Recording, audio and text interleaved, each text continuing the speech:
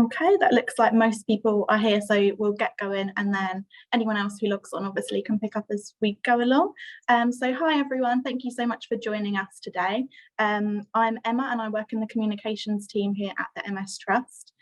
You may have noticed as you logged on that you can't see anyone else except from my face on the screen and obviously the slides here. So that's the same for everyone else, including us speakers. We can't see any of you, so that's to protect your privacy. And also really great news, as it's lunchtime, if you're having a cheeky bit of lunch while you're watching this. Having said that, because we can't see you, if you've got any tech problems, unfortunately you can't sort of wave at us to let us know, but there's a handy chat box at the bottom of the screen. So just drop a note in there and our helpful technician will be able to help you if you've got any technical issues. So we expect today's webinar to last between sort of 45 minutes and an hour, and we'll hear from each of our speakers in turn. So they'll have about 10 minutes each to talk about the different areas of cognitive problems in MS, and then we'll open the floor to questions. So for anyone who isn't familiar with the work of the MS Trust, we're here for everyone affected by multiple sclerosis, and that's from the moment of diagnosis onwards. We work to ensure that people living with MS can access good quality specialist care and live the best life possible. And just to answer that question that's just popped up at the bottom, yes, we are going to record the session. So like I say, your faces still won't be shown in the recording, and then after MS Awareness Week, we will be circulating all the recordings. So if you have to jump out early, that's absolutely no worries. You'll still be able to access all the really good content. So going back to what the MS Trust does, we help people access information in a number of ways. So we place and train a number of MS health professionals across the UK. That includes specialist nurses and advanced MS champions. We also produce practical evidence-based information, both online and in print, including things like this webinar. And we've got a friendly and knowledgeable inquiry service team who are available for anyone who wants to know more about the condition, but I'll tell you a little bit more about them later. So in this webinar, we're going to be looking at thinking and memory problems in MS. Otherwise known as cognitive problems, thinking and memory problems are quite common in MS, so it's a really important topic to discuss today. It's something we're asked quite a lot about at the Trust as well, and we've even produced our Staying Smart resource to mirror this. But today we're really lucky to be joined by some guest speakers who are going to talk about cognition and MS and help us find out more about the topic. So just before we hear from our first speaker, Roshan, we're going to start by sharing a short video on some of the cognitive issues faced by people living with MS.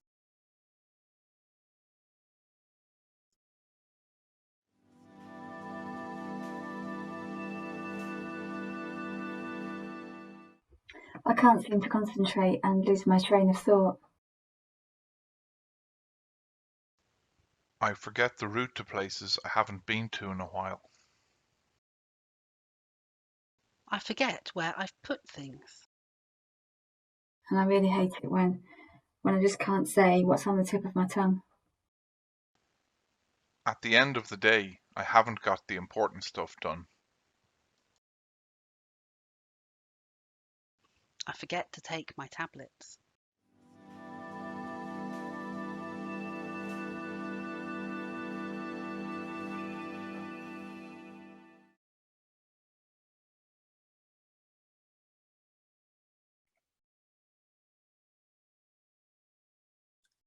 So first up, we've got Roshan Nair. So Roshan is a professor of clinical psychology and neuropsychology at the University of Nottingham. So hi, Roshan. Hi there, Emma. Hiya, thank you for joining us today. So first of all, I sort of mentioned that cognitive problems are quite common in MS.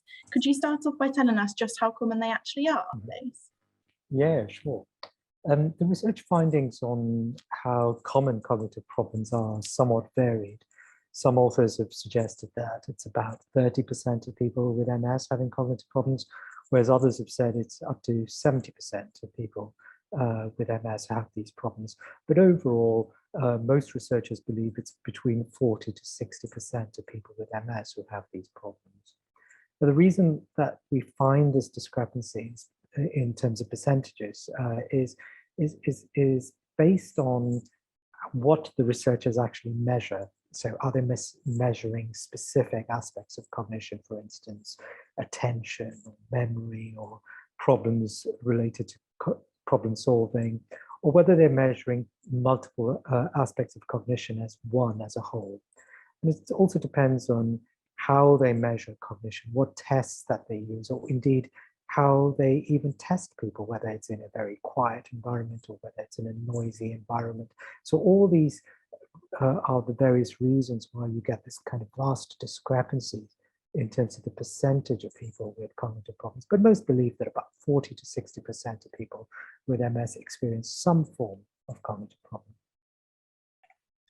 So what is it that actually causes cognitive issues in MS? That's a really interesting and actually quite a difficult question in some respects, because cognition itself is quite complex. However, I think there are a few candidates that might go on to explain why some people with MS experience these cognitive difficulties. The first one is possibly a biological reason. So, with the changes to the neurons because of MS, the nervous system doesn't work as well as it once did. And this can cause certain brain changes, which may affect how people are able to perform on cognitively demanding tasks. But I won't go too much into detail about this because I'm sure Nikos can cover this much better than I possibly can. The second reason could be how we think about our own ability or our self-confidence to perform a cognitive demanding task. We know, for example, that mood is very closely linked to how we are able to perform on certain cognitive tasks, or self-reports on how we feel we're going to be able to perform on a particular task. Therefore, the more depressed you are, the more challenging you might find even everyday cognitive tasks, because you may also feel tired, because both depression and MS, or a symptom of MS, is also fatigue. So there's this general slowing down, and this can also affect your ability to think clearly. The third reason, I suppose, is that for people with MS, there's often not just one symptom that they experience at a time. So many people will experience multiple symptoms, for example, low mood or issues with fatigue and pain. And all these things can also interfere with our ability to think clearly. So these are some indirect factors that might affect cognition. And finally, I think we should also consider that some of the MS-related factors associated with cognitive problems is also set against a background of general aging. As we get older, we may find there's some general slowing down of certain cognitive abilities. So this is also, or this could also be happening in the background, which we need to consider when determining people's cognitive abilities. And what is the impact of thinking and memory problems on things like daily life and employment?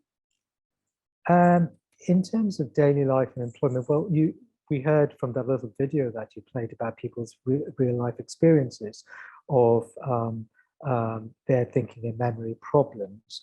And we know from research that thinking and memory problems are one of the major reasons why people with MS sometimes drop out of employment or education, simply because sometimes people feel they can't cope with the demands of their job, or they feel overwhelmed by it. But oftentimes it's a combination of people's cognitive problems with other aspects or other symptoms of MS, like fatigue, that come together to create specific challenges in relation to employment. And such problems can also cause difficulties in daily life. And what we need to watch out for is that people inadvertently don't go down a bit of a spiral. So, for instance, we know that when people have certain cognitive problems, they understandably can get quite frustrated with themselves, also be quite down about it, and then they may stop going out and meeting their friends. They become less active, and this means that they're cognitively less stimulated as they were before, which makes their cognitive abilities worse in some respects. Therefore, as a clinical psychologist, one of my tasks is to help people to identify such behaviors and help them to make these changes that will enable them to stay cognitively active and psychologically well. And are there any techniques that people with MS can adopt to help them manage cognition problems? Yes, absolutely. The good news is that there are techniques that people can use. Neuropsychological rehabilitation is a type of therapy that is used to help people with cognitive problems to deal with these cognitive problems. Essentially, we teach people to compensate for their cognitive difficulties using different types of cognitive aids. For instance, those with prospective memory problems, that is, problem of remembering to do something in the future. For example, in the video, there was a person who spoke about forgetting to take their medications on time. So simple things like reminders on people's mobile phones or having a notice board in a kitchen, those are things that can help. For those with attention problems, we need to look at, okay, what's causing these attention problems? And if it is something like fatigue, for instance, it's figuring out when you're best able to focus on a particular task and arranging your daily activities. For instance, we had somebody whose fatigue was worse in the afternoons, and she felt that that's when she was least able to concentrate. So she started doing most of her cognitively demanding tasks in the morning, and the less demanding tasks, the more mundane tasks in the afternoon. And we find that making these kinds of adjustments are actually quite beneficial, and there's good quality research now to support this. So for instance, our team, we pulled together findings from lots of different research projects across the world, and we found that those who underwent cognitive rehabilitation reported better memory functioning and improved quality of life compared to those who didn't attend the cognitive rehabilitation. And the best bit is that this improvement was not just felt immediately after they attended cognitive rehabilitation, but for some time afterwards also. And what we've also found is it's not just the improvements people reported in terms of the memory, but a lot of people felt that they had an improvement in terms of their self-esteem and their confidence and an altered perspective in their life that enabled them to go on and do the things that they really wanted to do. So now the challenge for us is, how do we identify people with cognitive problems systematically and routinely in our clinical services? Because until we identify those who need the help, they're not going to get the help that they require. But again, the good news is that we're undertaking some research led by the University of Nottingham and with Nikos as a collaborator to identify people with cognitive problems. And I'll pop on the chat our web link to this study so people who are interested can find out more about it. That'd be great, thank you. And then just one last question. Are there any things that people with MS should maybe avoid that make thinking and memory problems worse, or anything they need to be aware of? Yes, I suppose by not staying active, as active as you can be, both physically and mentally active, this can potentially make things work. Worry and withdrawing from activities you find challenging and activities that you enjoy can actually make your environment or your surroundings not very stimulating. So staying healthy as you can by having a good diet, sleeping well, and staying physically and mentally active and reducing stress, all these things can definitely help in keeping your mind active. Brilliant, thank you, Roshan. That's a really insightful overview of sort of the what and the why of cognitive problems in MS. Thank you. So just before we move on to our next speaker, a quick note about the Q&A box. So you may have already noticed the Q&A box at the bottom of the screen. If you do have any questions for any of our speakers or all three of them, please do pop a note in the Q&A box at the bottom of your Zoom window, and we'll try our best to answer as many of the questions as possible at the end of this session. So next up, I'd like to welcome Nikos Evangelou. So Nikos is a clinical associate professor in neurology and at the University of Nottingham. Hi, Nikos. Hi, Emma. Nice to see you. So thanks for joining us today. As Roshan mentioned, although problems with thinking and memory are common in MS, they're not necessarily experienced by everyone. Are there any sort of ways to predict who will experience them? For example, do MRIs or brain scans give us a good idea? MRIs and brain scans are useful in general. We know that lots of us were having regular MRIs, and people with multiple sclerosis, especially in the beginning of the disease, should be having quite frequently MRIs. And we know that as we're getting older, as Roshan was saying, then at the same time we are having many more years with the MS. And as we're getting a bit older, then you'll have a bit more damage on the MRI that you might be able to see. So there is some loose connections between, or correlations between the state of the brain scan and the cognitive abilities. But it's very, very difficult. So lots of people will come along to the clinic and say, how is my scan? Can you see, am I getting demented? But it's not only in MS, even in my general neurology, when getting there, oh, how does it look, my brain? Is it okay? Will I develop Alzheimer's disease? So probably as a rule, we can say it is relatively unsatisfactory to rely on the brain scans. So it's like some of the symptoms you see, people with multiple sclerosis, they have an MRI of the scan that it's easy to scan also the brain, that looks very well, and people can have significant disabilities because of spinal cord problems. So the brain scan is not very good reflecting of the general physical abilities. At the same time, you see some people with multiple sclerosis with lots of white matter lesions, but they're doing exceptionally well. I have a number of my patients that they're in very senior positions in their industries, and you look at the brain scan, and you know that they are not very sensitive. They are not very specific either.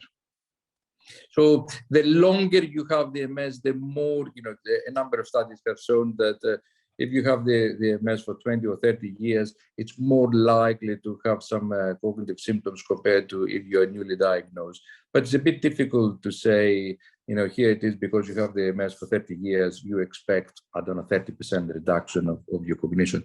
There's so much variability. So the bottom line then is, what do the patients tell you? What is their family? What is the friends, their relatives? I think this is more important rather than a scan or than an X-ray. And if you're someone who already experiences cognitive problems with your MS, is it likely that they'll get worse over time? I mean, it's like the progressive other symptoms of the MS. There are many symptoms that they become stable. So even if you have secondary progressive MS, it doesn't mean that every year you will be worse than last year. And you see people that they are stable for a number of years, and as we're getting a bit older, probably will become a bit more prominent. But at the same time, we have our own mechanisms of coping with the symptoms, exactly along the lines that Roshan has described. If we're taking the right measures to minimize the symptoms, then it will have less of a functional effect on our everyday life. So I don't think that we should be doom and gloom, or somebody has done a test and lots of tests being given, and we have found that there is a bit of a reduction in the score of a test. What that means from now on, life is doomed. And are there any medications that can help with cognitive problems? Medications have not been found specifically to improve memory or, making us, more cognitively sharp. A number of medications have been tried, that we have tried in Alzheimer's disease and in other dementias, and they have not been particularly helpful. We know that the medications for the general well-being of the MS, we know that people that they need to have disease-modifying therapies to reduce the relapses, to reduce the damage to the brain. If you see that people that they are on this medication, they have a protective effect. So a number of our commonly used DMTs, from the interference to stronger medications, have shown that if you are taking medication to protect your general brain health, it is not surprising that will protect your cognitive health. Roshan has mentioned that we become unwell we are not sleeping if we have a better sleep, and there are medications that will reduce the infections. There are medications that can keep us generally well and healthy in the general MS sense. Then they will have also a positive effect on the cognition. And what about other approaches? So obviously brain training a few years ago was quite a big trend. Is that something that would be really useful to people with cognition problems? Brain training has become very, very sexy a few years back, and everybody was there with their mobile phone and doing the brain training. And as a general rule, but of course the general rule is there to be broken. There has been some findings that if you are practicing something, you will become quite good at this particular task, but it doesn't necessarily mean that it will make you more cognitively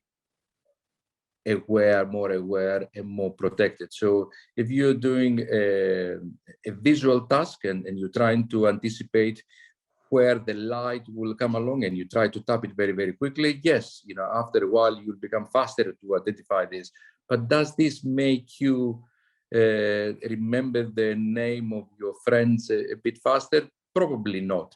So as a general rule, many of these brain tasks, they were fairly specific and they were producing very nice graphs of the successes, but they haven't translated to changing our lives. There are some new, this is where I was saying that, brain training, overall hasn't produced the amazing result, but it's there to be broken the general rule.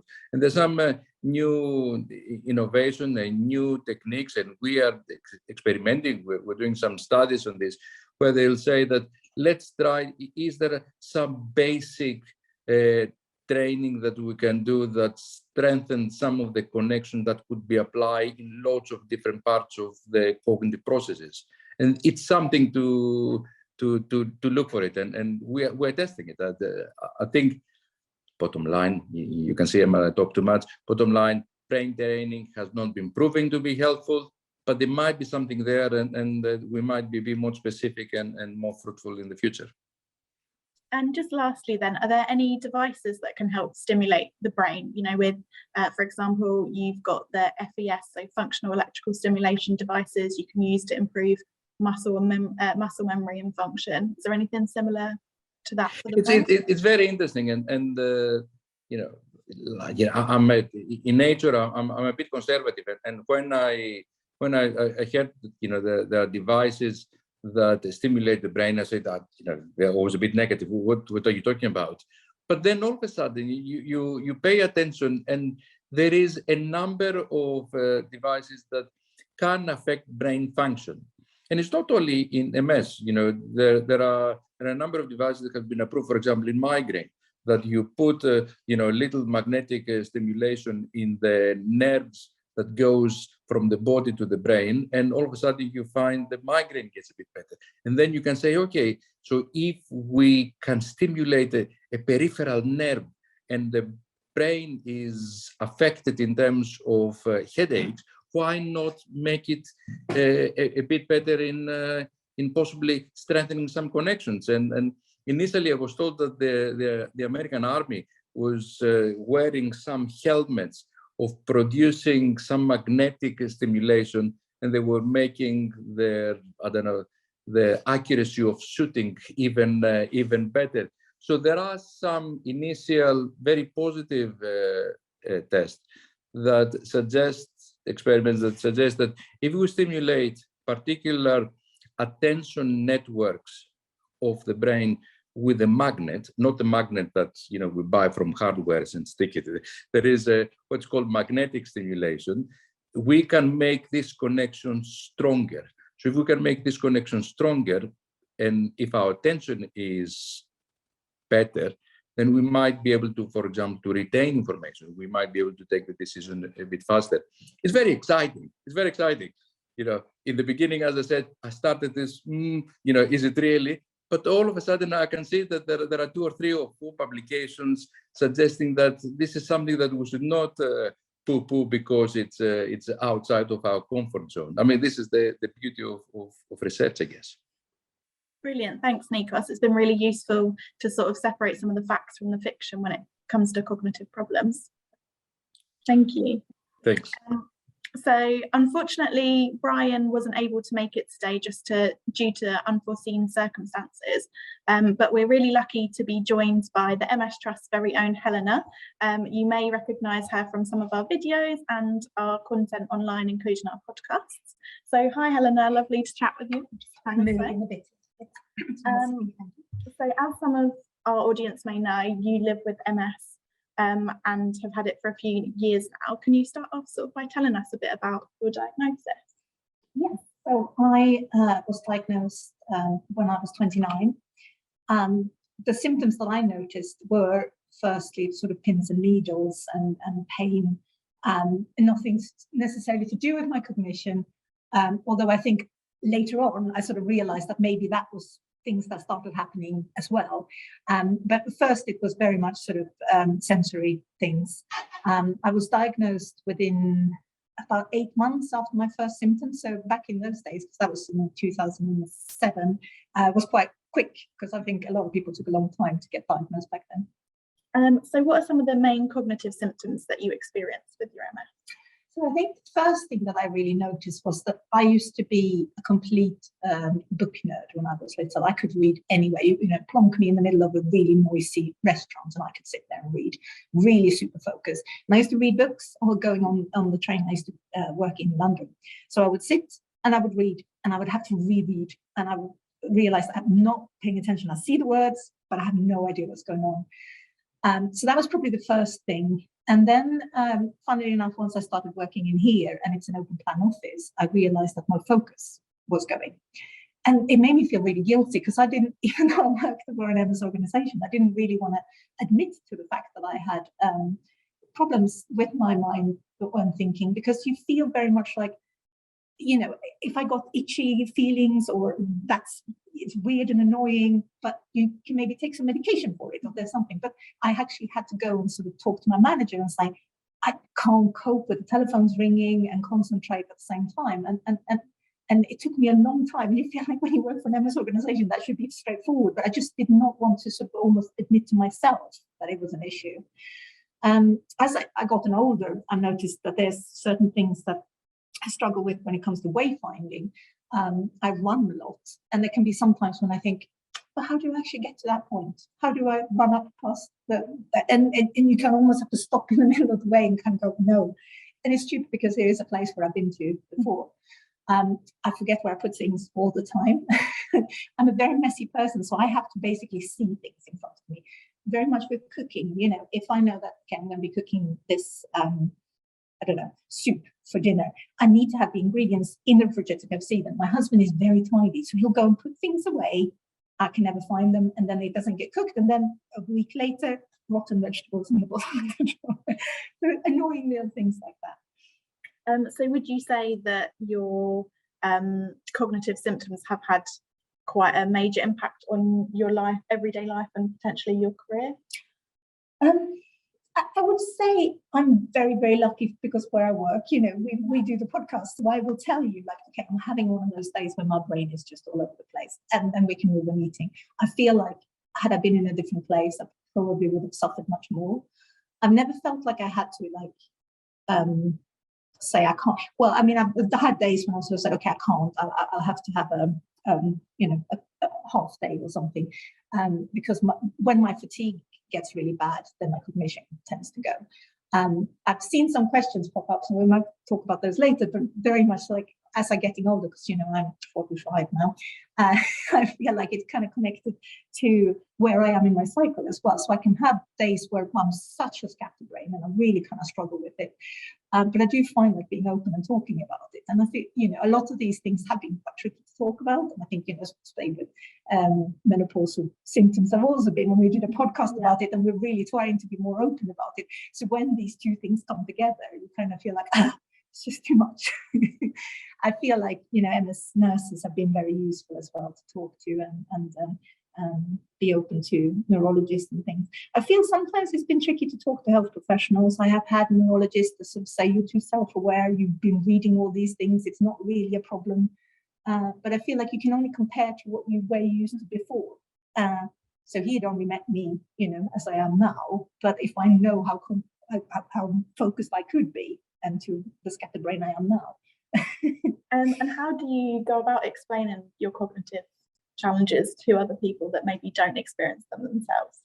So I've been thinking about this one because I sometimes have to sort of sit down, talk to my children about, like, I can't have them both talking at the same time, and they need to sort of focus, and it's a difficult thing to sort of to approach, but it's just kind of explaining the situation. Like if we go into a restaurant, for instance, I have to say, could we maybe not sit in the middle of the room because it's too noisy? I can't. If you're going to sit opposite me and you can tell me all you want about your day, but I won't hear it because it's just too much other stimulation. So I think it's very much like depending on what situation you're in and how you can raise it. And once you've sort of communicated that to your friends and family, are they quite understanding? What have been their reactions? I think most people are understanding. Like I said, that neurologist I had who just thought I was too self-aware, which I thought was very infuriating. But he's probably the only one that I've sort of met that have met really kind of resistant.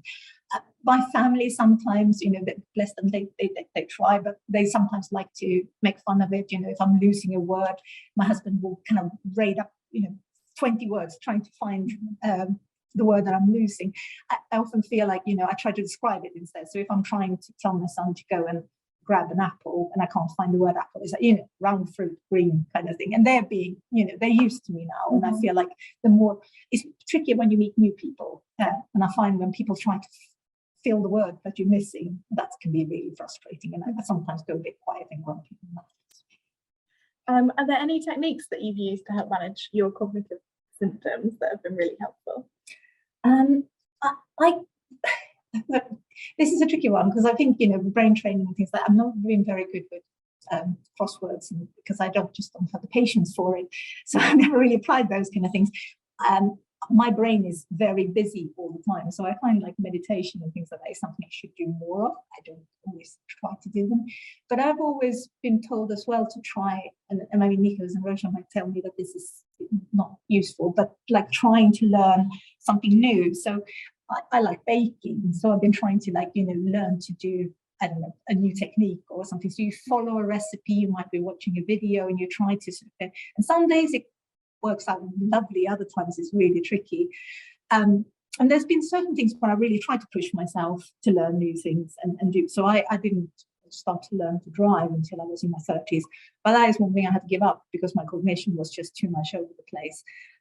So I feel like I haven't found a really good technique. The best thing I can do, if it gets too much, I just go out for a walk, or I go for a run, or I just sit somewhere where it's quiet. I sort of remove myself from the noisy situation, and generally then my mind sort of quiets down and I can focus. That's great. Thanks so much for sharing your experiences so openly with us today, Helena. So that sort of brings us to the end of the speaker segments for today's webinar. I can see that there have been quite a few questions coming over in the question and answer box. There's still obviously the opportunity to ask any questions if you've got any, but I will just jump over now and share some with our panelists today and see what they've got to say on the topics. Just bear with me a minute. I'm not that fast a reader, unfortunately. So there's one here which says, how can you tell what cognitive problems are disease related and what are medication related? Perhaps that's one for either Nikos or Roshan. I can start with this one. Usually it's relatively easy by simply, if it's possible, to discontinue the medication and see if there has been a significant change. And this is really a very crucial question, actually. This is one of the most useful ones.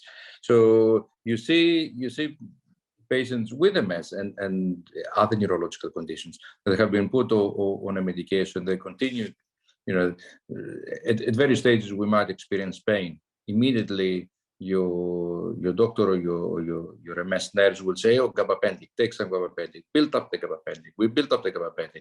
How much? Oh, the pain continues. We take 900 milligrams of gabapentin. Sometimes we can become slightly overweight. We can become a bit more slow and a bit more dizzy.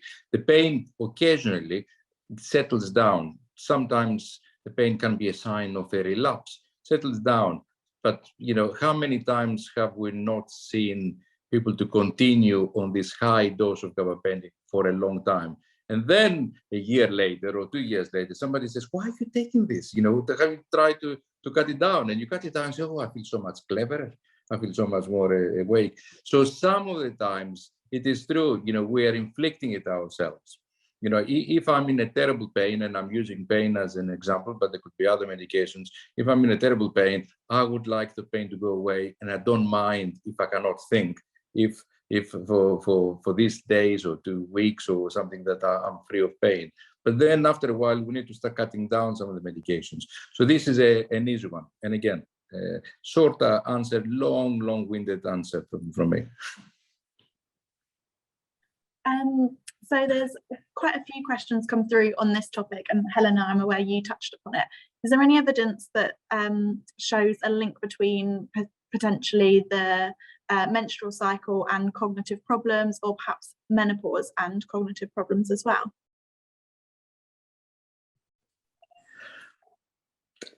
Yes, as an expert on menopause, this is an irony. I was listening actually how I don't know if you have listened to the podcast with Ruth Dobson from the MS Trust. Have you, Emma? Yeah, obviously I was involved in that one, so you may have heard it myself. Because this is a, you know, you'll be pleased to hear that I listened and I found it very informative. And Ruth, another neurologist and a friend, was saying that exactly this. Sometimes it's very difficult to tell between what is the menopausal symptoms, what is the I'm getting slightly older symptoms, what is the MS symptoms. You know, we have the brain fog, and is it the MS? Is it the menopause? Is it the really hot weather?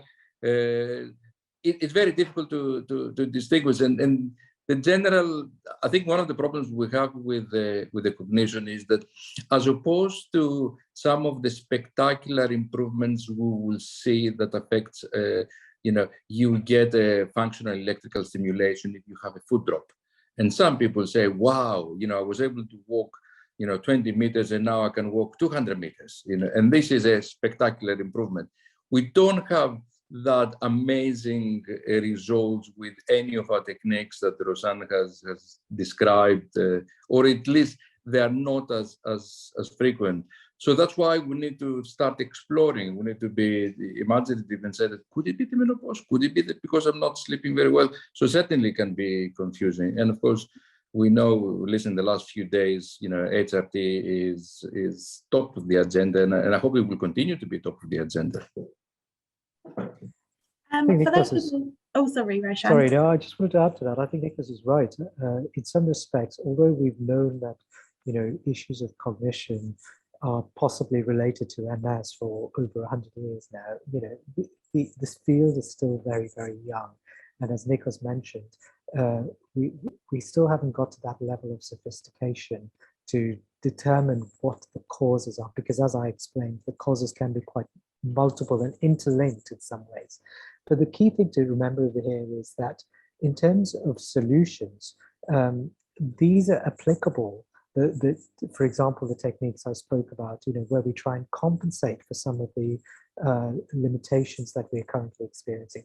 These techniques are applicable across the spectrum, whether the cognitive problems are caused by MS, or indeed, you know, we did a study with other people with stroke or traumatic brain injury. So the way in which their injuries came about was very, very different, but the way in which the cognitive problems manifested themselves were remarkably similar amongst people in the group that we were working with. So some of these techniques can still be applicable, I think is the message I want to give. And if someone wanted to find out more about their cognitive function, could they request some sort of cognitive test from their neurology their neurology team? I'm going to wait for Nikos to come on the screen, but I'm going to start by responding that saying at present, unfortunately on the NHS, it's quite patchy in terms of people get cognitive assessments routinely done as part of their routine assessments. But that's what we're trying to change with our study at the moment. In some centers, you will get some basic cognitive tests that are being done. But across the board, there isn't a systematic way in which we are able to collect this information.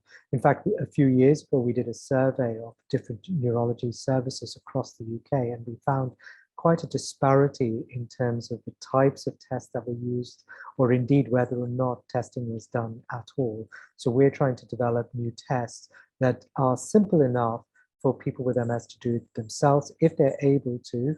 These are simple, quick tests that can be done, for example, on their mobile phones. But the key thing for us is we want the results to go to the neurologists and the MS nurses, because what it will do is it will instigate a conversation. It will kickstart that conversation to say, okay, we've got to deal with it. Because otherwise, like a lot of the other invisible symptoms, sometimes some of these symptoms of MS, like cognition, don't actually get addressed in some of the clinical settings. Because I don't know whether you wanted to add to that. No, I totally agree. Yeah, I mean, there's very little to say. And as you said before, there are so many different cognitive tests that you could be, from the simplest to the most complicated. I think what frightened neurologists many years back is that people were reporting some memory difficulties, then there would be a referral to a neuropsychologist. The neuropsychologist would ask an assistant psychologist to spend 3 or 4 hours exhaustive assessments, and then at the end of the day, there was some disappointment. Okay, we have found that you are 63% here, 78% there, and what do we do? I think the most important thing, as Roshan said, is to start the conversation. Yes, I think if there is a cognitive deficit or a weakness, probably the patients and their relatives and the friends could identify it. The question is, what do we do about it? And this is where we think that healthcare professionals should be involved in this conversation to try to make things better, rather than simply categorizing. Absolutely. And I think, as we mentioned, it's such a multifaceted thing, this cognition is. So, for example, getting that conversation started might enable the neurologist or the treating team to determine, okay, what's the underlying cause of it? Okay, some of it might be the MS, but some of it could be simply because you're in so much pain, so or you're not sleeping well. So perhaps there are things we ought to be doing to rectify that in the first instance to see if that makes a difference. So it's a multidisciplinary effort, really, and it needs to be all of our responsibility to help people with cognitive difficulties. As well as your health professionals team, if you find that cognitive problems are affecting your day-to-day work life, you might want to talk to them about your experiences.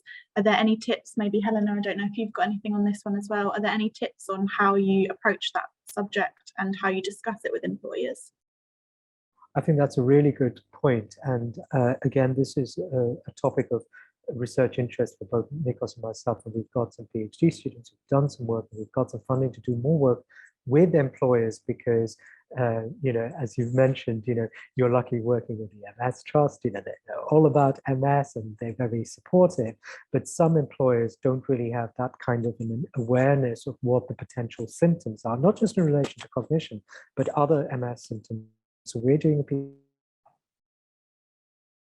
conversations, but I think the key thing is to consider how you want to disclose that information and how much you want to disclose and to who you want to disclose. These are very sensitive topics that need to be dealt with certain amount of care, because you don't want to make your job more precarious than it is, if it is precarious, by saying something that, but they have a duty of care to make reasonable adjustments to enable you to work as best as you can with your MS. So having a think about it, discussing it with your family, discussing it with your clinical team might be the starting point. They may be able to provide you with certain tips as to when and how to approach some of these issues.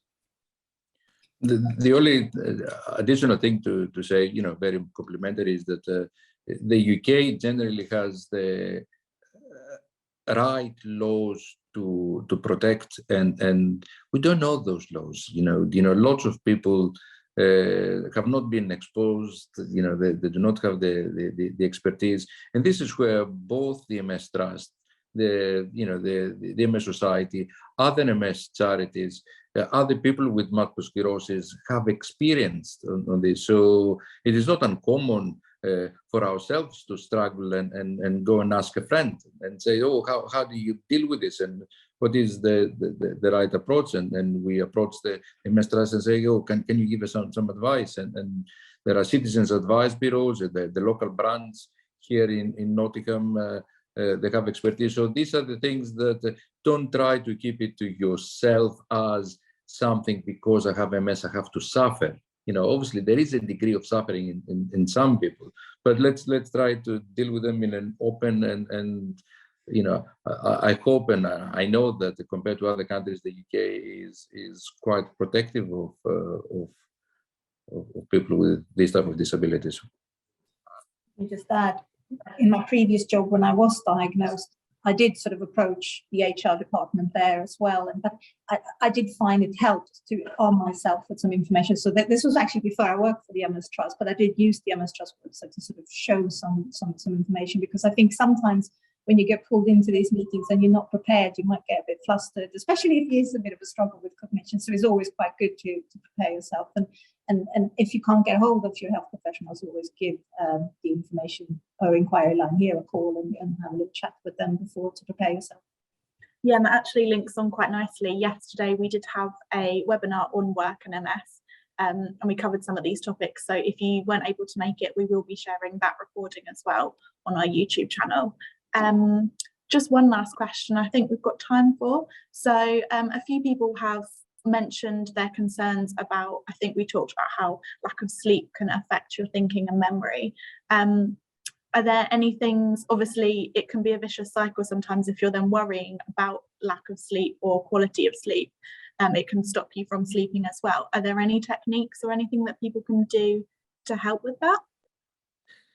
One of the things, a colleague of ours who has MS, and is also a bit of a sleep expert, you know, one of the things that he's trying to tell us, first of all, there isn't the optimal, the ideal sleep hours. So, you know, people are talking about the 7 hours and the 8 hours, so, you know, not everybody has to sleep exactly the same. So you should certainly not get in tangles and get very worried that, oh, I haven't ticked the box of my 7 hours sleep.